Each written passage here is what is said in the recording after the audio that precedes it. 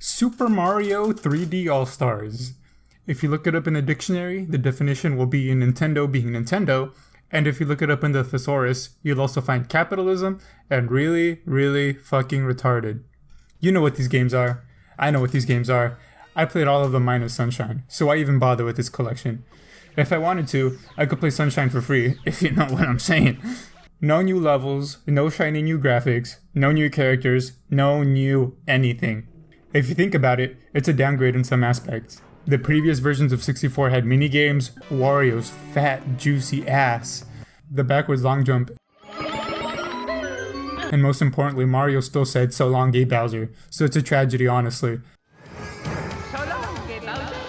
These are straight ports of games that probably cost Nintendo nothing to put on the Switch, and yet there is a nice and shiny $60 price tag hanging off of this. Not to mention the absence of Galaxy 2 because this collection had to make the least amount of sense as possible. And I don't care if there's new button prompts or new HD textures game explain, this is the bare minimum. If I squint, these cutscenes look the same. They didn't even bother to change the GameCube X button in Sunshine.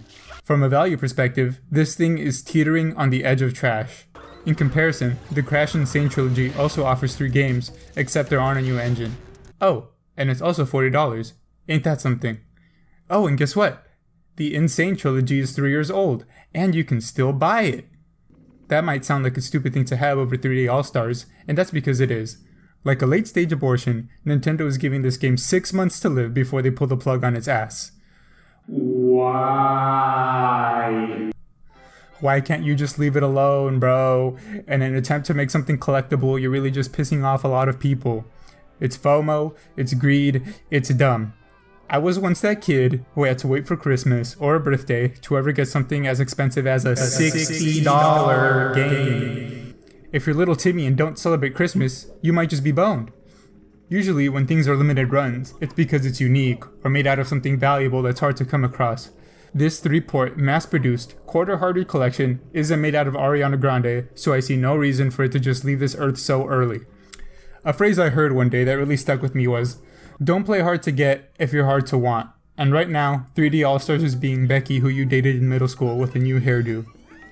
Now Becky from middle school is asking you to take her on a date to cheesecake, because she's really feeling herself in her new hair. It's still just Becky from middle school, so you're hesitant. But you say yes, because you've known her since forever, and she hasn't changed much. She's sweet, and there's nothing wrong with her.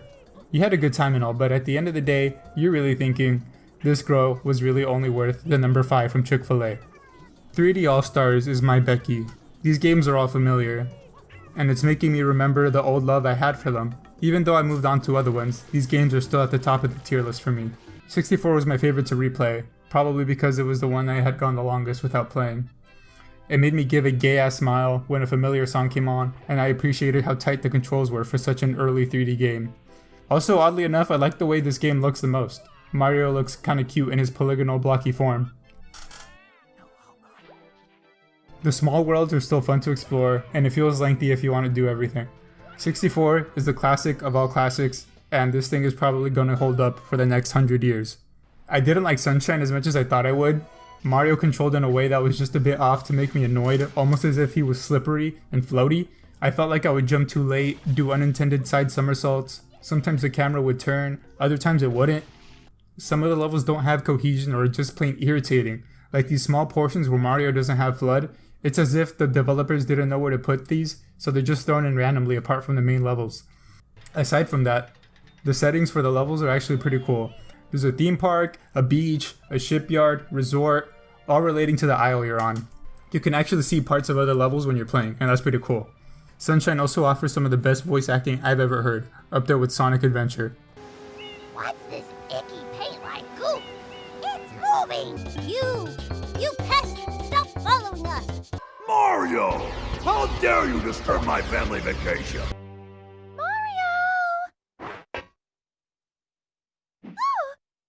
Than Mario! Objection! Excuse me, Bruh, what did they do to the homie Peach? She's gasping for air. She's like whispering everything. Oh my god.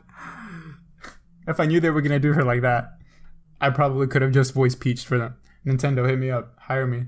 I also found it funny that the whole plot is that this guy that looks like Mario, which clearly isn't Mario, is vandalizing the island and making it dark.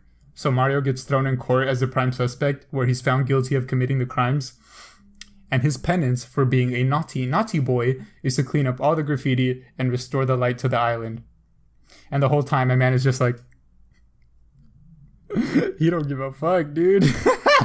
This is probably the most Nintendo has ever tried on a Mario plot, even if it is dumb. It's a little more effort than Bowser kidnapping Peach. Oh wait, that's exactly what this is. Anyway, while this game isn't bad, it feels more clunky than the others. This could be because it was the only one I haven't played, and I expected it to be more.